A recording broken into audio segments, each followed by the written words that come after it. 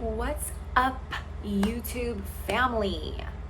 I'm excited to chat today about some things, strengthening our knees, hips, and ankles. We will definitely go through some unique-ish exercises for you to do at the gym, for you to add to your leg day so that we can prevent injury, feel strong, and feel good. Before we get started on just all of what this video is mostly about, I just want to share with you a few things to kind of make these videos a little bit more interesting and not as informational. So it's a new thing I'm doing. If you like it, give me a thumbs up. If you don't, give me a thumbs down. This morning, this is my coffee. This gray-green sort of action we got going on here. I've been trying really hard to not purchase things that have a lot of added ingredients in it. So I found this nut milk that I've been putting into my coffees, putting into my matcha lattes, and it's way more expensive than it needs to be. But the reason I like it is because it has literally so few ingredients. Like, this is the most natural, besides making it on your own, nut milk that I've come across. And the reason why it makes my coffee look kind of gray is because the nut milk itself is gray, because it's a black sesame and almond milk nut milk. So the ingredients are nut and seed milk, which is filtered water, organic almonds, organic black sesame, and then for a little bit of sweetness, they add organic dates and they add pink Himalayan salt. So it's literally just water, almonds, black sesame, dates, salt. That's incredible. And it tastes really good. So I highly recommend you try that. I'm definitely enjoying it. The other thing I wanted to talk about today is, you guys, I need help with my plants. Do you see this one up here in the corner? It's dead. And if any of you plant enthusiasts out there know about, plants and how,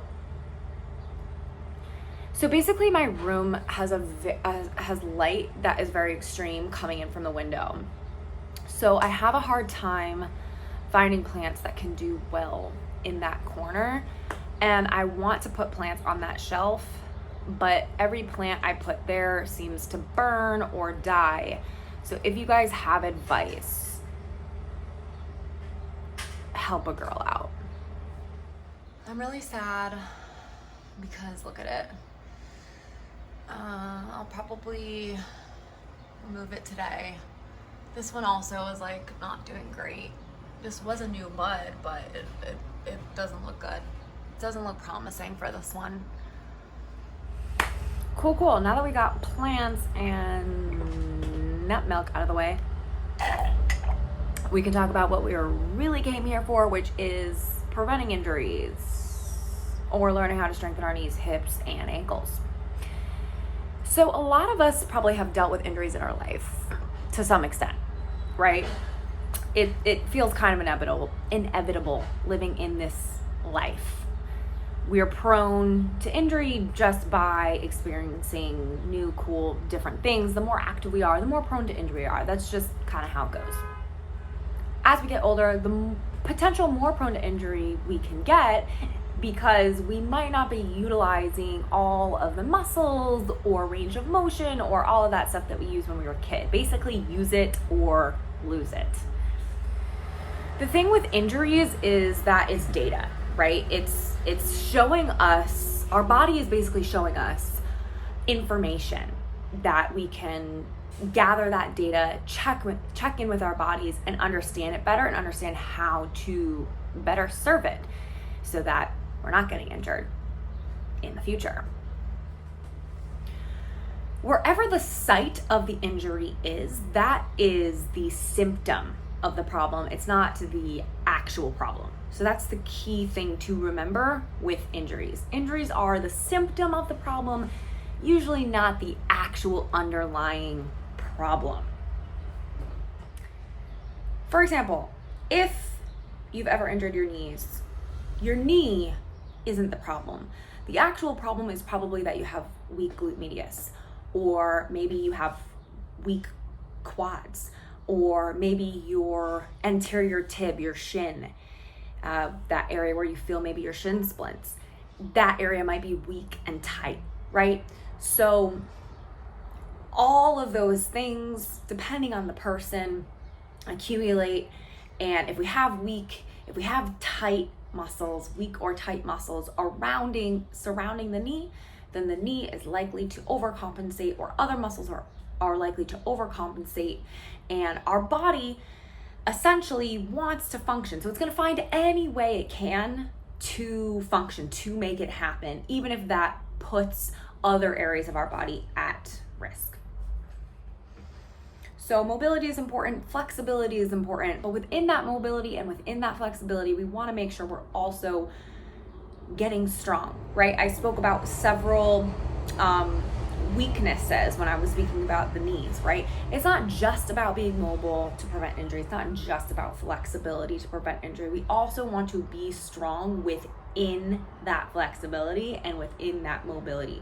So how can we get strong? I'm going to take you through some exercises that I really love to put into my routine, my leg day routine, so that I can make sure I am strengthening my ankles, I am strengthening my hips, I'm strengthening my knees, I'm working all of those areas, but I'm also making sure I'm mobile. I'm also within that making sure that I have good mobility of my ankles, good mobility of my knees, good mobility of my hips. It's all a combination.